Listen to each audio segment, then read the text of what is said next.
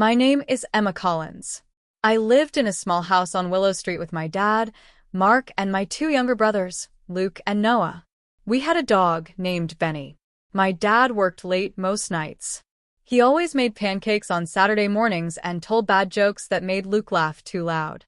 I liked to draw in the kitchen while my dad fixed things or watched old movies. Our life was simple. I thought it was safe. One cold morning, everything changed.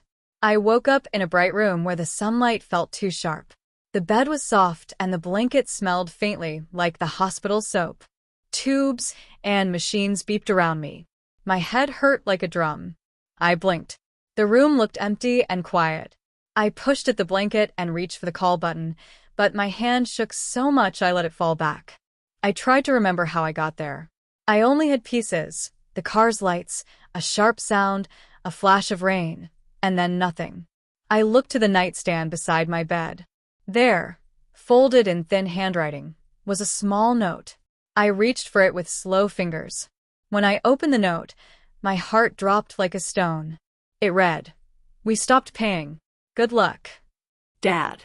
For a long time I could not breathe. My eyes filled up so fast that it blurred the letters. My cheeks felt hot. I curled up in the bed and cried.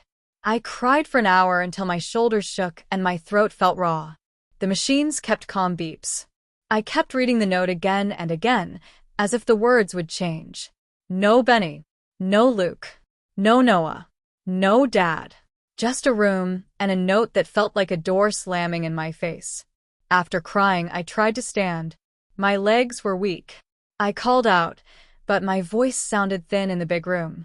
Finally, the door opened. A woman in blue scrubs walked in with a cup of water and a clipboard.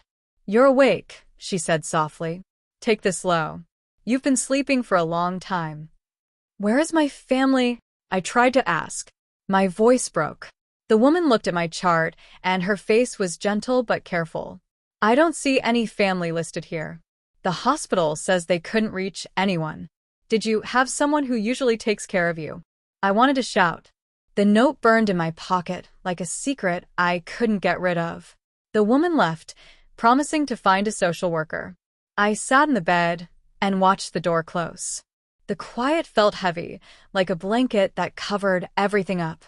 Then the worst part, the night came, and I waited. I waited for footsteps, for the keys in the lock, for loud talk about dinner and Luke's homework. Nothing. The chairs by the window stayed empty. I thought of the bowl of cereal Luke would drop on the floor, the way he would pout when he lost a video game, the silly songs Noah would sing. I thought of my father's voice telling me to rest. But none of that came back. I slept, and when I woke the next day the note was still on the nightstand. I kept hoping it was a mistake. Maybe Dad forgot to call the hospital. Maybe someone had left the note in a rush because they had to run to work. Maybe it wasn't real. I learned that my real name was Emma Grace Collins, born in Rochester on a rainy April morning. I learned that my dad had a job at the town warehouse. I learned there were photographs of us on the wall in the waiting room. Me with chocolate on my face at my 8th birthday, Luke with a football, Noah holding a lopsided Lego spaceship. I asked every nurse and clerk the same question. "Where's my family?" They shook their heads. "No one has been here," they said. Their faces looked sorry and tired. When the social worker finally came, she was gentle and smelled of coffee. "Emma, do you remember the accident?" she asked. I tried. Bits came back, the rain, the other car, the sharp pain. "I remember the rain," I said. "I remember hitting something." "You were in a coma," she explained. "You were in a bad crash 3 months ago. You were lucky to be alive." 3 months. My stomach dropped. I tried to stand up too fast, and the world tilted. "Where are my dad and brothers?" I whispered. The social worker looked at a folder and her pen paused. "We've called many times. No answer. Their number is disconnected. They stopped communicating with us months ago." My chest tightened until I could barely breathe. "Why would they do that?" I asked. She didn't have an answer. No one did. I had to learn small things again. The nurses helped me walk to the bathroom. I relearned how to hold a fork. They made sure I ate. Sometimes strangers sat with me while the night nurse watched the monitors. I felt the hospital smell, lemon cleaner and soap and food that tasted like cardboard. It all felt wrong. Days went by and no one came. No letters. No one at the door. The note from my dad sat on the nightstand like a stone. We stopped paying. Good luck. Those words echoed in my head until they were louder than my own breathing. One afternoon, as the sun poured in, a thin man in a suit came into the room. He did not look like our pastor or our neighbor. He wore a gray suit and had a small briefcase. Behind him was a woman with glasses and a name badge. The nurse had pointed her out before. "That's your lawyer, Emma." I blinked. I had no memory of hiring a lawyer. The man's face looked polite but tired. He smiled as if he had practiced it in the mirror. "You're Emma, right?" he asked. His voice was smooth and confident. I nodded slowly. "I'm Mr. Hale." He offered his hand, and I took it like I was holding a rope. "This is Sarah. She's on a case. Your father made a mistake." I felt a flicker of something, anger, hope, and grabbed at it. "What mistake?" I asked. Mr. Hale sat down and opened his briefcase. He took out a pile of papers, but then put them back. His eyes met mine like he was trying to read me. "Your father made a mistake," he repeated. "They forgot who you really are." Something about the way he said that made my heart beat fast. Was he saying Dad had made a mistake by leaving? Or did he mean something else? Sarah, the lawyer, smiled, but it was a small smile. She looked like someone who knew a secret, but could not tell it yet. "Do you have family nearby?" Sarah asked. "Any other relatives who can help?" No, my voice was small. I wanted Luke and Noah. I wanted Dad to come in and say it had all been a big joke. I wanted the house, the pancakes, Benny's bark.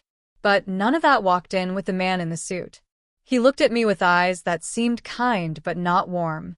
He set a folder on the bed. "We'll do everything we can," Mr. Hale said. He talked about forms and insurance and payments. He said words like guardian and estate that felt like grown-up words, heavy like metal. He told me the hospital had a social worker who could help find a place for me if no one claimed me. He spoke of bills and deadlines. The world became a puzzle of papers and signatures. I listened and tried to keep up, but the note and the empty room kept interrupting. That night I slept and dreamed of the crash, bright headlights and rain and a loud sound. I dreamed of the note, the words burning into my hand. I woke up sweating and reached for the note to make sure it was not a dream. It was still there. The handwriting looked familiar. It was my dad's slanted letters. The same man who used to braid my hair when I was little and read me stories. The same man who would sit with me until I fell asleep. Why would he leave me? Why would he write such cruel words? The days in the hospital were like waves. Some days were quiet and slow. Nurses taught me to take showers with help. I practiced walking in the hallway holding on to a new cane. The people in the cafeteria smiled and called my name. A few teenagers who were there, for other reasons, sat with me sometimes. They told me jokes and helped me laugh. The world didn't feel so cold then. Other days were heavy. I would sit by the window and stare at the people walking outside and wonder what my life had been like before the crash. I remembered Luke's bright grin. I remembered Noah singing at the top of his little voice. I remembered Dad dropping pancakes on purpose to make us laugh. Those memories were warm like sunlight, and then, in the next moment, I would think of the note and the silence and feel like my chest would break. One morning, the social worker came with a thin envelope. Inside was a letter from our landlord. The house on Willow Street was in their name, the letter said, but the mortgage had stopped being paid. The bank had sent a notice. The landlord had tried to call, but the number was disconnected. The letter said they had to file papers if the situation did not change. The paper felt like wind knocking at the door. Suddenly, everything was not just in the hospital. If we had no money, no one to pay, our home would be taken. My brothers might be alone somewhere. The thought of them cold and hungry made me sick. I asked the social worker to help find them. They called numbers. They checked police reports. There were no results. It was like my family had vanished into thin air. The police told us to wait. The social worker said we were doing everything we could. The hospital tried to keep me safe, but there were limits to what they could do. Then, a call came that made my knees weak. It was from someone who said they were a friend of my dad's. He told the hospital he had a lawyer with him and he could help. My heart jumped. Maybe that meant Dad would come. Maybe he had been trying to do the right thing and had been stopped. Maybe the note had been left by someone else. Maybe all of this had a simple, explainable reason. The friend arrived with a man in a suit I didn't know. The man's shoes were shiny and his tie was bright. He looked like someone who belonged in a big office downtown. The friend smiled and said, "I'm Tom. I used to work with Mark. I'm here to help." I wanted to believe him. I wanted to believe anything that said my family had not left me on purpose. Tom sat down across from me. He talked fast about papers and how to get things back on track. He said he would call the creditors. He would contact my dad's employer. He told me not to worry. His voice sounded brave and strong, and for the first time in days, I felt a tiny spark of hope. But then, as Tom spoke, the man in the suit, Mr. Hale, stood up. He walked to the door and held it open for someone else. A tall man in a dark suit and a plain face stepped inside. He had that look people get when they are about to tell a very important secret. He walked slowly toward me and stopped in the doorway. The room felt smaller. The machines beeped as if they were listening. Mr. Hale turned to me and smiled in that patient way of someone who knows something you do not. "Your father made a mistake," he said again, but this time his voice was softer and meant to prepare me. "They forgot who you really are." The tall man in the dark suit reached into his pocket and pulled out something small and shiny. It glinted under the hospital light. I could not tell what it was at first. My hands trembled. "Who am I?" I asked. The tall man did not answer. He set the small, shiny thing on the bed next to my hand. It was a locket. I recognized it right away. It was the locket my grandmother had given to my mother before she was born. I had always worn a copy when I was little. My mother had said it belonged to a family that cared for others. I had thought it was lost years ago. My breath stopped. The locket was warm. My fingers reached out without me thinking. Before I could open it, the tall man cleared his throat. "There are things your family did not tell you," he said. Tom's smile faded. He sat down like a tired child who had been told to be quiet. Mr. Hale looked at me with a strange mix of sympathy and excitement, like someone who had been waiting for a story to unfold. I felt the world tilt again, not from pain this time, but from surprise. The locket was a small keyhole to something bigger. My whole life felt like a story where pages had been ripped out. I wanted to know the rest. I wanted to know why my father would write those words and leave me alone. I wanted to know what my name really meant and whether I had been left by accident or on purpose. The tall man leaned closer. His face was calm, unreadable. "We have a lot to say, Emma," he said. My heart pounded. The empty room that had felt like an end now felt like the start of a new, strange chapter. I wanted answers. I wanted my dad and brothers. I wanted my home. But the things they were saying were not small, easy answers. They sounded like secrets guarded by locked doors. Mr. Hale closed the folder and looked at me one more time. "We'll need to talk," he said. Then, as if the world was holding its breath with me, the lights in the hallway flickered. There was the sudden sound of a phone ringing somewhere far away. The tall man reached into his inner pocket and pulled out a card with a name on it. He did not hand it to me. He only showed it for a moment like a flashing signal. My stomach dropped. The locket in my hand felt heavier now. I tried to open it, to see the little picture inside, but my hands were so shaky the clasp would not budge. Outside the door, someone shouted something about a meeting. The tall man glanced away, and then back. "We'll speak soon," he said. He left the locket on the bed and walked out with Mr. Hale and Tom behind him. The door closed softly, and the room felt empty again. For a long moment I lay there, staring at the locket and the note, and everything I did not understand. I was scared, but there was a spark inside me that would not go out. I could feel it, a small, hot ember of something like courage. The man in the suit had said my father had made a mistake. He had said they forgot who I really was.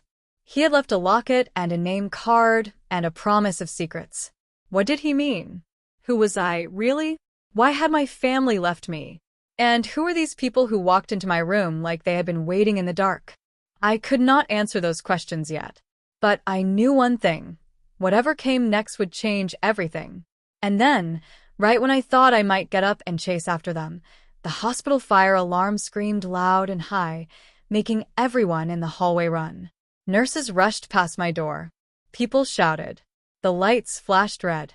The sudden noise felt like a shout from the world, like fate itself had banged on the door.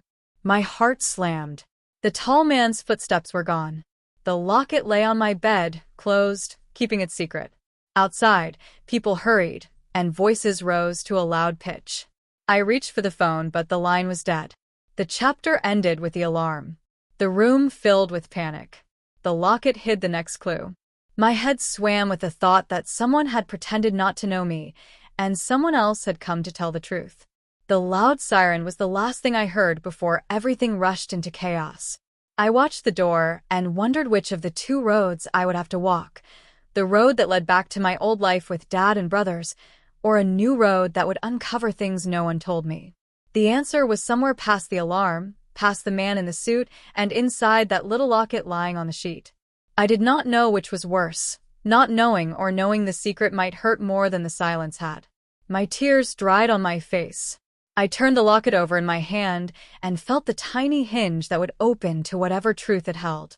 Then the fire alarm shrieked again, and the nurses burst in with order and urgency. They told me to stay calm, to hold the locket, to wait. I closed my eyes and tried to breathe.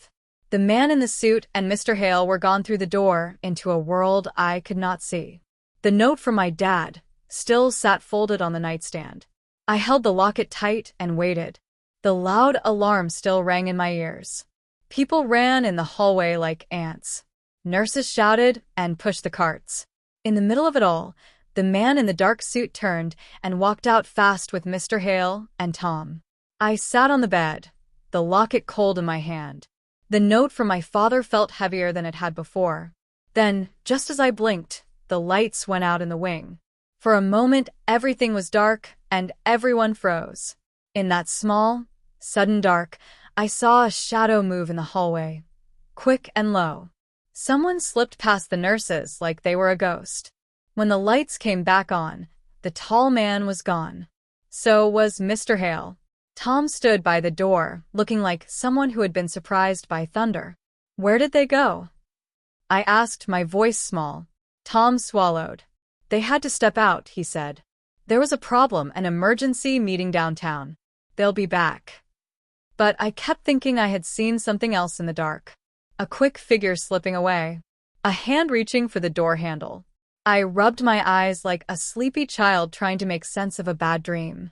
After the alarm stopped, the hospital went back to moving slow and careful. People checked rooms. Nurses counted patients. A security guard came in and asked for the locket. He wanted to make sure it belonged to me.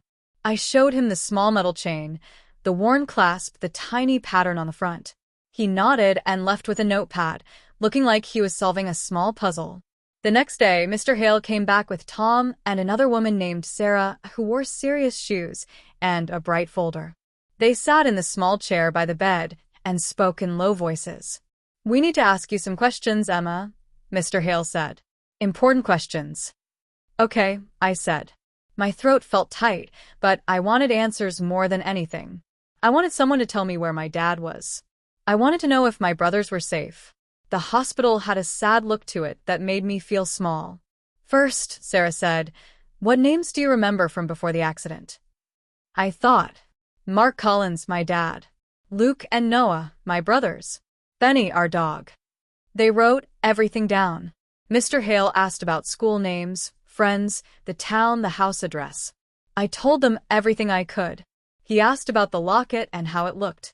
I said it had been in my family a long time, passed down from my grandmother to my mother, and then to me. My voice trembled a little. After their questions, Mr. Hale looked at Tom and Sarah and nodded. "We think you have more than what you remember," he said quietly. "We have some papers that say you might not be exactly who you think you are." That line hurt like a pinch. "What do you mean?" I whispered. Tom took a deep breath. "You know when families keep secrets to protect someone? Sometimes those secrets become lies that get heavy. We think your father may have been trying to protect you, or he might have been hiding something for his own reasons. I felt my hands go cold. What kind of secret? Mr. Hale opened his folder and took out a single sheet of paper. He did not hand it to me at first.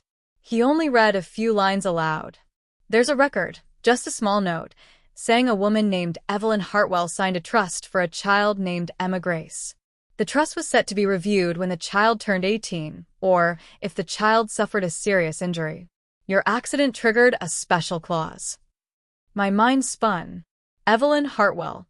The name was like a picture I had never seen. It sounded like a rich person name. Who is Evelyn? I asked. Mr. Hale tucked the paper back. That is the question we are trying to answer, he said. But we have reason to believe that someone noticed your name was on that trust, and then, well, things happened that made it hard for the trust to be active. Money stopped. Communication stopped. Your father stopped responding to calls about it. That's why the hospital got no help from him. Tom rubbed his forehead, like he had a headache. The fire alarm screamed so loudly it felt like it shook the walls. Red lights flashed across the ceiling, making the white hospital room look like it was waking up from a nightmare. Nurses rushed in and out of the hall, pushing stretchers, calling names, moving fast like they knew something I didn't. Emma, stay in bed. We're checking the floor, a nurse called, her voice sharp with fear. I clutched the locket so tightly it left a small mark on my palm. It felt warm now, like it carried a heartbeat. Maybe mine. Maybe someone else's. I didn't know. The door of my room swung open again, but this time it wasn't a nurse. A tall security guard stepped in, his face serious but calm. We need to move you, he said. There's been an electrical issue on this floor. My heart jumped. Is it a real fire? Though we don't know yet, he said quickly. But we have to take precautions. He wheeled a chair to my bed. My legs still felt weak from weeks of not moving, and the alarm made my chest tighten. I sat in the chair, gripping the locket in one hand and the armrest in the other. The guard pushed me out into the hallway. People were everywhere, patients in gowns, nurses pushing equipment, doctors giving orders. I saw a little boy crying in his mother's arms. An old man with an oxygen tank sat confused on a stretcher. The smell of smoke drifted faintly through the air, though I wasn't sure if it was real or just my fear. They moved us into a large waiting area downstairs. The alarm continued, but softer here, like it was far away. A nurse passed bottles of water around. Another nurse tried to calm an older woman who kept asking where her husband was. I sat by the corner, my hands trembling, the locket hidden inside my fist. The card the tall man had shown me flashed in my memory, the name I hadn't had time to read. Everything had happened so fast. Are you okay, Emma? The social worker, Ms. Ramirez, asked as she rushed over to me. Her hair was messy, and her badge was turned sideways. I think so, I said, though my heart still beat too fast. What's happening? There was smoke detected on your floor. They're checking it now. She knelt so her face was level with mine. But you're safe down here. Safe. The word felt thin. Where are the men who came earlier? I whispered. The lawyer, the tall man, and Tom? Ms. Ramirez frowned softly. I didn't see them during the evacuation. They must have left before the alarm. Left before the alarm. Something about that made my skin prickle. Did they know something was going to happen? Or was it just a coincidence? I opened my hand. The locket stared at me like a small, silent eye. What's that? Ms. Ramirez asked gently. A locket, I said. He gave it to me. Who? I don't know his name. Or at least, I hadn't had time to read it. Before she could ask more questions, a doctor called her name, and she hurried away. I sat alone in the corner, surrounded by noise but feeling strangely invisible. People rushed. Machines beeped. Nurses whispered. And through it all, the locket sat quietly in my hand. I lifted it closer. It was gold, a little worn, with tiny carvings on the edges. I remembered what my mother used to say before she died. This locket carries the truth of our family. One day you'll need it. I thought she had meant something simple, like love or memories. But now, holding it in a hospital full of strangers, it felt like something completely different. I pressed my thumb on the clasp and gently opened it. Inside was a tiny picture. A man and a woman standing in front of a big building that looked like a courthouse. They were smiling at the camera. The woman had the same eyes as me, the same soft hair, the same small smile. My chest tightened. It was my mother. But the man standing beside her wasn't my dad. A wave of dizziness hit me so hard I had to close the locket quickly. I stared at the floor, my breath coming in short, shaky bursts. Why was she with another man? Why was this picture hidden inside a locket that someone else had brought to me today? Why had the tall man said they forgot who I really am? Before I could make sense of anything, a loud voice echoed through the waiting area. Everyone listen. The fire was contained. We're moving patients back upstairs in groups. People began to stand. Nurses started organizing wheelchairs. The hallway filled with movement again. But then, just as they were about to bring me back upstairs, a nurse rushed in, breathless and pale. "We can't take the girl in room 214 back yet," she said quickly. "There's something else happening on her floor." My heart stopped. "What do you mean something else?" another nurse asked. The breathless nurse hesitated, then whispered loudly enough that I could still hear. "The police just arrived. They found something in her room." A silence spread over the waiting area, thick and strange. People paused. Even the children stopped crying. My hands went cold. "Something in my room?" another nurse asked. "Found what?" The breathless nurse swallowed hard. "They found her nightstand drawer open. Someone was there during the evacuation. And whoever it was left a message." The world around me froze. The nurse looked directly at Ms. Ramirez. "They said the message was for Emma Collins." My breath vanished. A message. For me. Left by someone who sneaked into my room during the chaos. Everyone was staring now, like the air had suddenly gotten thin. I felt the locket in my hand. Heavy. Sharp. Alive. What did the message say?" Ms. Ramirez whispered. The nurse shook her head. "They're not letting anyone near it until the police finish." Ms. Ramirez touched my shoulder. "Emma, stay here. Don't move." She rushed off with two other nurses. People around me whispered. I sat frozen in the wheelchair. Someone had entered my room. Someone had opened my drawer. Someone had left a message. And they had done it while everyone else was panicking and running. My fingers shook as I closed my hand around the locket. I didn't know what the message was. But deep down, I already knew. It wasn't from my father. It wasn't from Luke. It wasn't from Noah. It was from someone who knew the truth the tall man almost revealed. Someone who wanted me to know something, or to fear something. My heart raced so fast I could hear it in my ears. Then, through the waiting area glass doors, 3 police officers walked in with serious faces. They were heading toward me. Everyone turned to look. And just like that, the world went silent again, right before the next extreme event crashed into my life. The 3 police officers walked toward me with slow, steady steps, like they were afraid any sudden movement might make something break.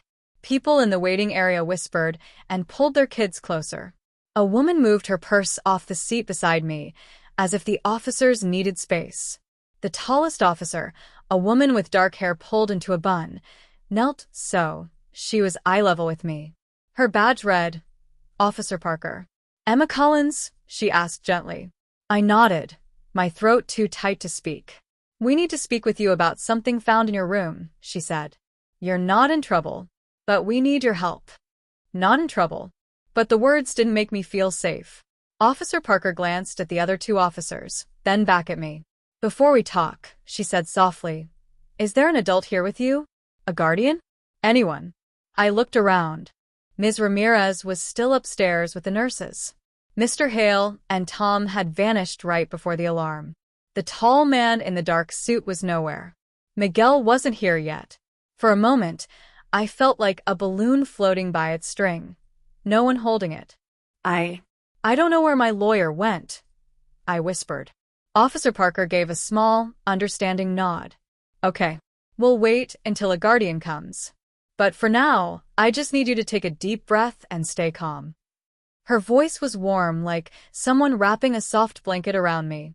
But the second she tried to stand, something small and metallic fell out of her pocket and clinked on the ground. A silver key. Tiny. Old.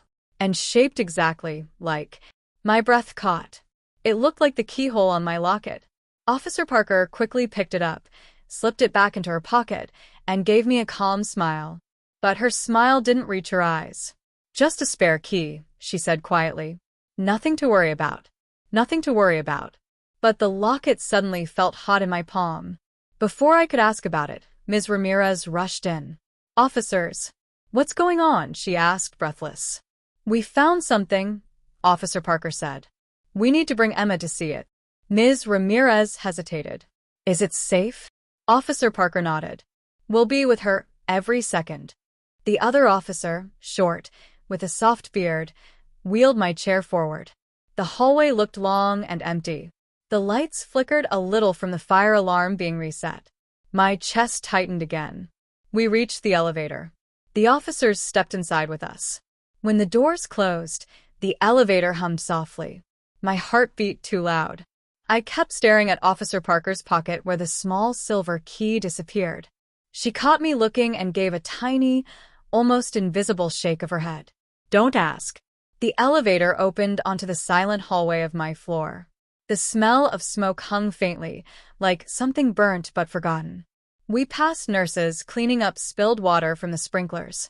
My room door was open. Police tape stretched across it. Bright yellow. Bold black letters. Do not enter. One of the officers lifted the tape so we could roll under it. My room looked the same at first. Clean bed, nightstand, heart monitor, curtains. But then I saw the drawer. It was pulled all the way open. Inside, lying perfectly centered, was a folded piece of paper. Officer Parker picked it up using gloves and handed it to me. Emma, this was left for you. My fingers trembled as I held it. The paper felt warm, like someone had touched it not long ago. My heart hammered as I unfolded it. For words, written in sharp, fast handwriting. Don't trust the tall man. My breath vanished. I stared at the note, at the words, at the letters that almost shook off the page. Who left this? Ms. Ramirez whispered. We don't know, Officer Parker said. But there's more. She walked to the closet and opened the door. Inside, sitting on the top shelf, was a plain black box. My stomach dropped. We didn't bring it here, the bearded officer said quietly. This wasn't in your room before the evacuation. Officer Parker pulled the box down carefully and set it on my bed. My hands started shaking so badly I had to press them against my legs. Do you recognize this? She asked. I shook my head. No. Officer Parker lifted the lid. Inside was a picture. Old. Worn. Folded in half. She handed it to me. I opened it slowly.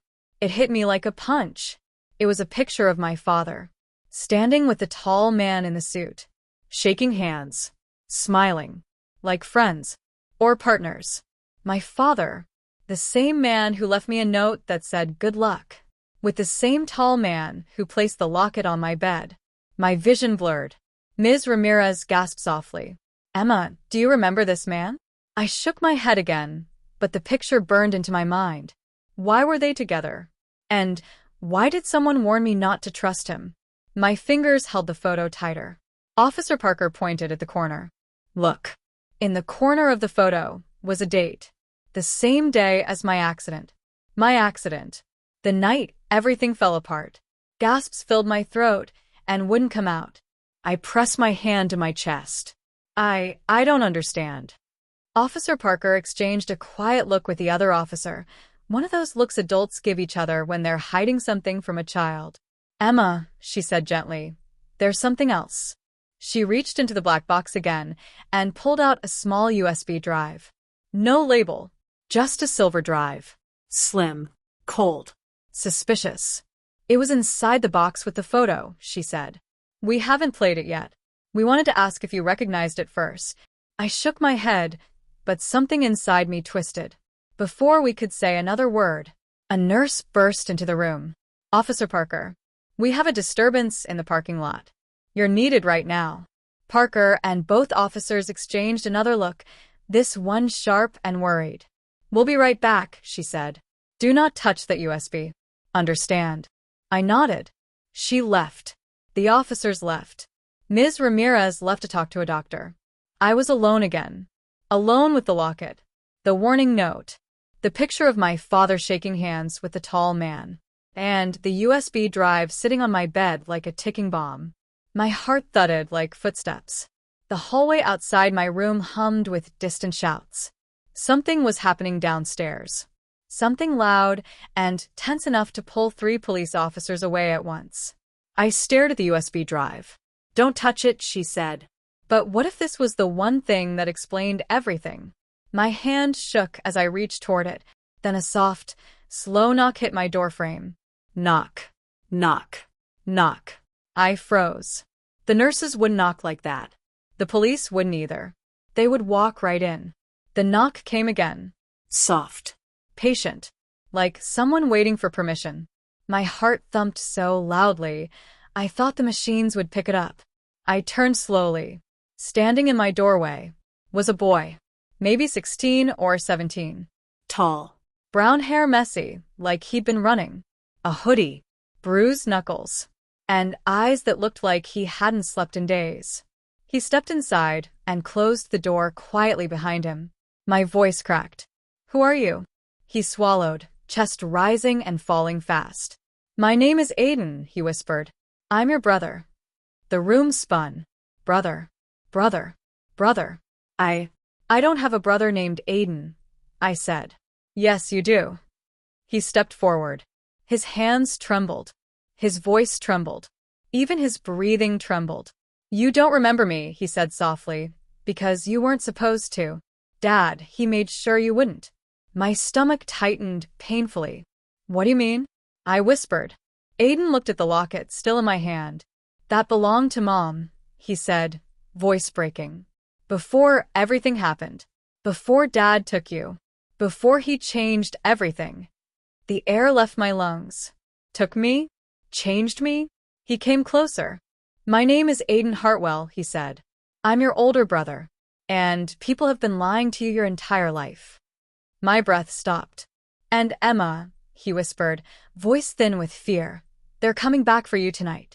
My pulse exploded in my ears. Coming back? Who? Why? Before I could ask, before I could move, before I could even breathe, a loud crash erupted in the hallway. Aiden's eyes widened. They found me. He grabbed my arm. Emma, he whispered urgently. And then the door burst open. The door slammed against the wall so hard the echo shook the whole room. Aiden froze. I froze. The world froze. 2 men in dark jackets rushed in, fast, sharp, quiet, like they had rehearsed it 100 times. Their boots thudded against the tile floor. Their faces were stone cold. Their eyes scanned the room like lasers. One of them pointed straight at Aiden. There, he said. Aiden stepped in front of me so fast, I didn't even see him move. Don't touch her, he barked. His voice cracked, but his stance didn't. The 2 men exchanged a glance, like Aiden was a problem they expected. Step away from the girl, the taller man ordered. Ms. Ramirez tried to run back into the room, but one of the men shut the door in her face. Aiden held his ground. She's not going with you. I grabbed the sides of my wheelchair, my heart beating so loud it hurt. Aiden, who are they? He didn't look back at me. Instead, his jaw tightened. Dad's people.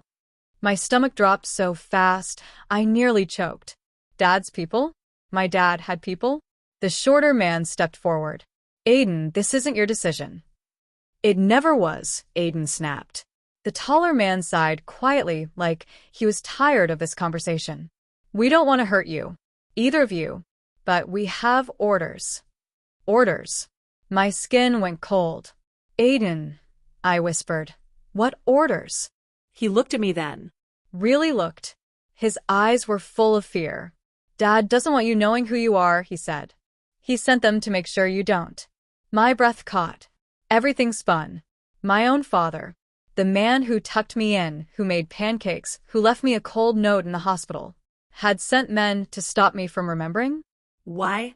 Why would he do that? The tall man stepped forward again. Let's end this. Emma, come with us. You'll be safe. Safe. From whom? From what? From them? From me? Aiden shoved the wheelchair backward. She's not going anywhere with you. The tall man's eyes narrowed. Don't make this worse. Aiden clenched his fists, those bruised, tired fists I had noticed earlier. I said no. Everything happened at once. The shorter man grabbed Aiden's arm. Aiden twisted, pushing him back. The tall man reached for the wheelchair handle. I yanked away instinctively. My body felt weak, but fear makes even weak things sharp. Stop, I shouted. No one listened. Aiden tried to block both men at once, but he was outnumbered. The tall man moved behind me, hands inches from my chair when, hey! A voice roared down the hallway. The door shot open again. Officer Parker stormed in, one hand on her radio, the other on her belt. Back away from the patient, she shouted. The two men stiffened. A second later, two more officers appeared behind her, blocking the entire doorway. The room became a chokehold of tension. The tall man raised his hand slowly. Officer, this is a misunderstanding. Parker cut him off. Step away. Now. The men stepped back. Aiden stumbled to my side, breathing hard. Officer Parker's eyes flicked from Aiden to the men, to the black box on my bed, to the USB, then back to me. And for a second, just a second, I saw her expression shift. Recognition. Fear. Surprise. Understanding. All at once. Everyone out, she ordered. Now. But the tall man didn't move. Instead, he pulled something from inside his jacket. Not a weapon. A card. The same type of card the tall-suited man earlier had flashed before disappearing during the fire alarm. He held it out toward Officer Parker. Her face changed instantly. Her jaw clenched. Her shoulders stiffened. The other officers froze. Aiden whispered, Emma, that's not good. Officer Parker stared at the card like it was a loaded gun. This changes nothing, she finally said. But her voice trembled.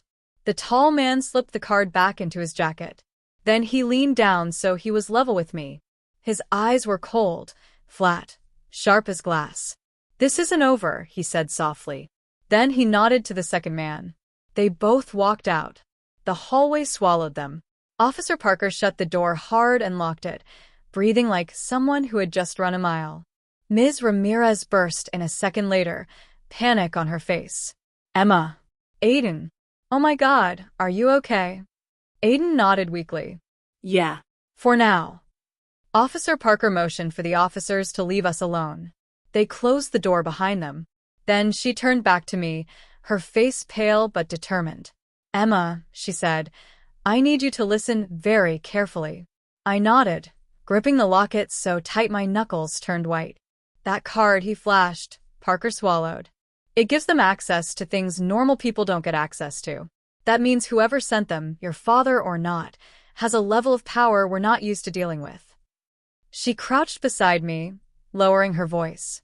It also means they're not just trying to take you somewhere. Her eyes met mine. They're trying to keep something hidden. Aiden stepped forward. That's what I've been trying to tell you. Officer Parker looked between us, then said something that made my lungs collapse. Emma, whatever they're hiding, whatever your father did, it's big. Aiden nodded slowly. Big enough that they erased me from your life. Big enough that they took you away from Mom. Big enough that they changed your last name. Big enough that they lied to everyone. My head spun. Erased him? Took me from Mom? Changed my last name? My voice barely worked. Aiden, what are you saying? He took a shaky breath. Emma, Dad didn't just leave because of money. My heart pounded. He left because he was running from the truth. And he took you with him. Officer Parker stood. We need to secure you two right now. There's a safer floor we can move you to. But before she could reach the door, her radio crackled. Parker, you there? Static. Found something. More static. Parking lot, urgent, tell Emma. The radio cut out completely. Parker looked at it like it had betrayed her. That's never happened before. Aiden's face drained of color. Ms. Ramirez whispered, "What's happening?" Aiden turned slowly toward me. "Emma," he said, voice trembling. "The person in the parking lot, the one causing the disturbance." He swallowed hard. "It's Dad." My breath stopped. Parker froze. Ms. Ramirez gasped. And before anyone could move or speak or breathe, the fire alarm blared again. Louder. Harsher. Real this time. People screamed in the hallway. Lights flickered. And then, the entire floor went dark. Pitch black. I couldn't see my hands. I couldn't see Aiden. I couldn't see anything. But I heard everything. Footsteps pounding toward us. Closet doors slamming. Nurses yelling. Aiden grabbing my arm. Officer Parker pulling her flashlight from her belt. Ms. Ramirez praying under her breath. Then, from outside my room, a voice. A voice I knew. A voice that lived in my memories. A voice I had missed. A voice I had feared. A voice that now felt like a storm approaching. "Emma," it called softly. My entire body went cold. It was my father. He was here. And he had found me. Aiden squeezed my hand hard. "Don't answer," he whispered. But it was too late. My father's shadow appeared under the door. And the handle slowly, slowly, began to turn. The metal door handle clicked softly. Once. Twice. Slow, careful turns, like someone testing how much resistance the lock would give. I held my breath so hard my chest hurt. Officer Parker raised her flashlight, her other hand hovering over her holster. Aiden stepped in front of me again, even though his legs were shaking. Ms. Ramirez backed up toward the window, whispering, "Oh God, oh God." Then, the door stopped. The shadow under the crack didn't move. For 3 long, endless seconds, the whole world felt frozen. And then, tap, tap, tap. 3 slow knocks. Not like the police. Not like the nurses. Not like the suited men. Knocks that sounded careful. Familiar. Practiced. Almost gentle. My blood turned to ice. "Emma," the voice said again, closer now. "My sweet girl. Open the door." Sweet girl. That used to be what he called me when he braided my hair. When he brought home pancakes. When he tucked me and my brothers into bed. But now the words felt wrong. Bent. Like they belonged to an old version of him. A version that no longer existed. Officer Parker spoke through the door. "Sir." Step back from the room. Now. Silence. Then a soft laugh. A small, dry laugh that didn't sound like Dad at all. "That's not your decision, officer," he said. "This is my daughter." Aiden clenched his fists.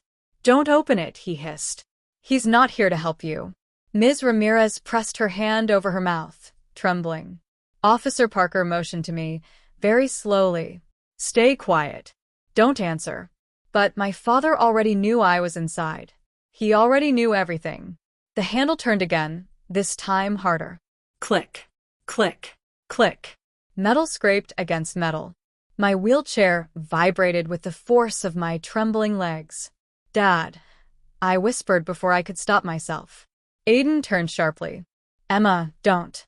But it didn't matter, because the voice outside stilled. And then, "I knew you'd be here," Dad whispered through the crack. "They've been lying to you. All of them. Let me explain." Officer Parker stepped closer to the door. "Back away, sir. If you try to enter, we will detain you." Dad didn't answer. The hallway filled with heavy silence. Then suddenly, footsteps. Fast. Running. But not one pair of footsteps. Multiple. Pounding down the hallway toward us. Aiden's grip tightened painfully on my wrist. "That's them," he whispered. "He didn't come alone." Officer Parker cursed under her breath. "Get behind the bed." Now. She grabbed hold of my wheelchair and pushed me backward. Aiden pulled me from the side as she moved. Ms. Ramirez ducked behind the curtain, clutching her hands together like she was trying not to scream. The footsteps stopped right in front of the door. I felt the floor vibrate under them. Dad's shadow stood closest. But behind him, Many more shadows. Big ones. Silent ones. Then, a new voice spoke. Cold. Low. And horribly calm. Open it. Dad whispered something back. Too soft to hear. And then, no more delays. Break it open. Officer Parker froze. Oh God, she breathed. Before I could blink, a boom shook the door so violently it cracked down the middle. I screamed. Ms. Ramirez screamed. Aiden threw himself in front of me again. Stay down, Parker shouted. Another boom. And another. And another. The door thudded with each hit like something heavy was slamming against it. Open up, someone barked. Dad's voice. Stop. Not like this. She'll be terrified. No games, Mark, the calm voice snapped. We get her now. Dad didn't reply again. Boom. The door bent inward this time. Sparks flew from the lock. The room filled with dust. Everyone down. Officer Parker yelled, voice shaking. Before the next boom could land, lights across the floor suddenly flickered back on. Bright. Sharp. Blinding. A loud voice crackled through the hospital speakers. All unauthorized personnel, freeze where you are. This floor is now in lockdown. Everything stopped. The pounding stopped. The shouting stopped. Even the breathing outside the door went silent. Officer Parker blinked up at the ceiling. What the hell? Then, a new sound. Footsteps coming from the opposite end of the hallway. Heavy boots. Fast. Dozens of them. Someone shouted. Federal agents. Drop everything and put your hands where we can see them. Federal agents. My stomach flipped so violently, I almost threw up. Aiden's eyes widened. They're here? Already. Officer Parker turned to him sharply. Who's here? Who did you think was coming? But before he could answer, the hallway exploded into chaos. Shouts. Orders.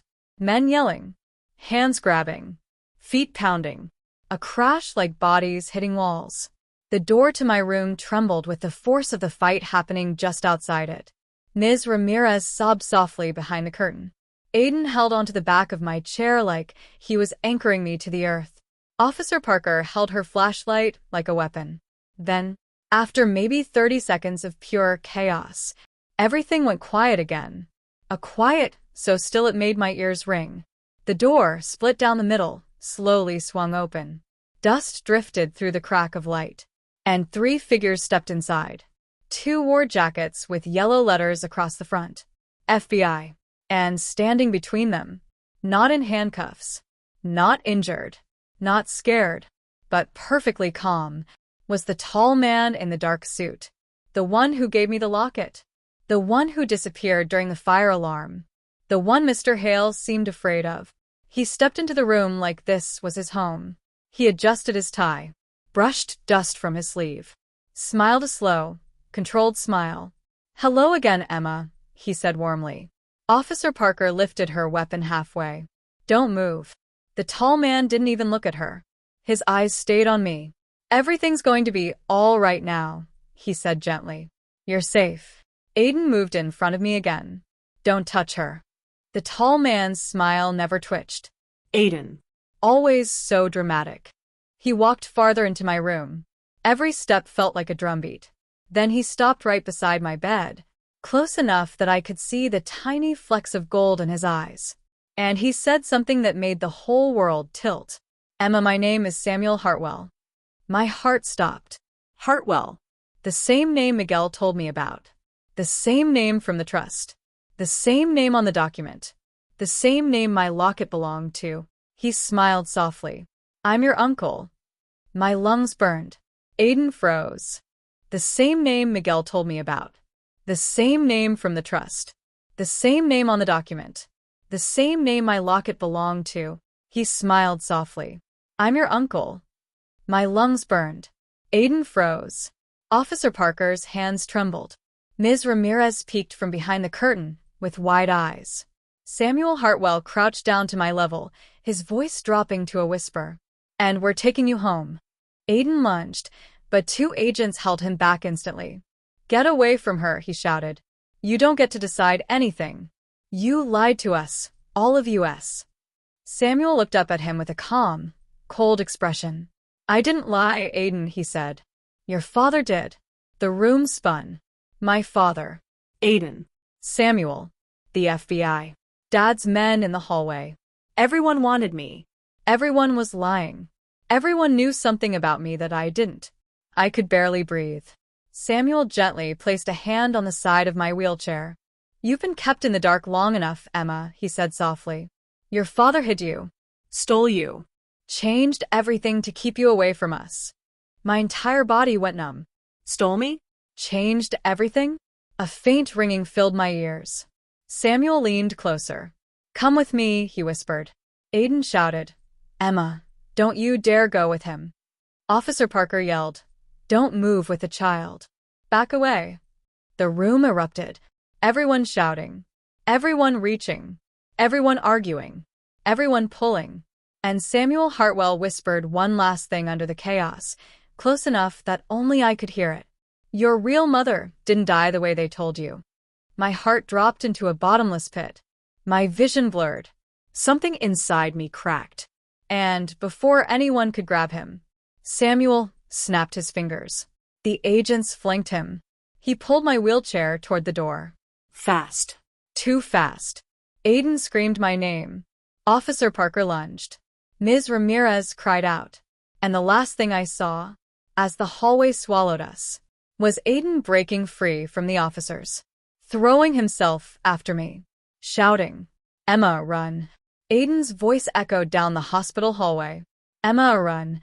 But I didn't run. I couldn't. My legs were too weak, and my heart was too tired of running from the truth. Samuel pushed my wheelchair forward, but this time I placed both my hands hard on the wheels, locking them. The chair jerked to a stop, almost throwing him off balance. He turned to me, surprised. Emma? No, I said. My voice didn't shake. For the first time in this entire nightmare, it didn't shake at all. Aiden sprinted toward us, tears in his eyes. Officer Parker followed him, breathing hard, her flashlight shaking. Samuel's agents tried to step forward, but she shot her arm out sharply. Touch this child, and I'll have every badge in this building on you. They stopped. Samuel straightened his suit, staring at me with a look I didn't understand. Surprise, but also something softer. Emma, he said carefully, you don't know everything yet. Your father is dangerous. He lied to you. He lied to all of us. I'm trying to. I raised my hand. He froze. And the words I spoke came from a part of me I didn't know existed. A brave part. A quiet part. A part that had survived so much. The coma, the loneliness, the confusion, the lies. I don't know who's telling the truth, I said, but I know what I want. Samuel blinked slowly. And what's that? I looked at Aiden, his messy hair, his bruised knuckles, the fear in his eyes, but also the love. He didn't look like a stranger. He looked like family. I want answers, I said. Real ones. Not secrets. Not running. Not yelling. I want the truth with everyone in the same room, and I want it safely. Aiden reached me first. He crouched beside my wheelchair, gripping my hand like he was afraid it would disappear. I've waited so long to find you, he whispered. I'll do whatever you want, Emma. Anything. Officer Parker nodded too. She decides. Not you. She looked at Samuel. Not your agents, not her father. Her. Samuel's jaw tightened. But then something unexpected happened. He let out a long breath, like letting go of a heavy load. And he slowly lifted his hands to signal he wasn't a threat. All right, he said quietly. If she wants peace, she will have it. Aiden looked at him skeptically. But Samuel's eyes softened. Your mother, he said gently to me, was my sister, Evelyn Hartwell. She loved you more than anything in this world. Losing you broke her heart. She never wanted you taken. She never wanted this chaos. My heart squeezed. Mom. Aiden wiped his eyes, looking down. And Dad? I asked softly. Samuel sighed. Your father was scared. He made terrible choices. But he did love you. He thought hiding you would keep you safe. I swallowed hard. My throat felt hot. Officer Parker spoke gently. Emma, whatever the truth is will protect you. You don't have to choose sides today. I nodded. And then all at once, I felt the weight of everything. The fear, the mystery, the lies, the loneliness, the voices in the hallway, the door breaking, Aiden shouting, my father calling my name from the dark. It all sank into one small, clear thought. I don't want to fight anymore. I want my real family.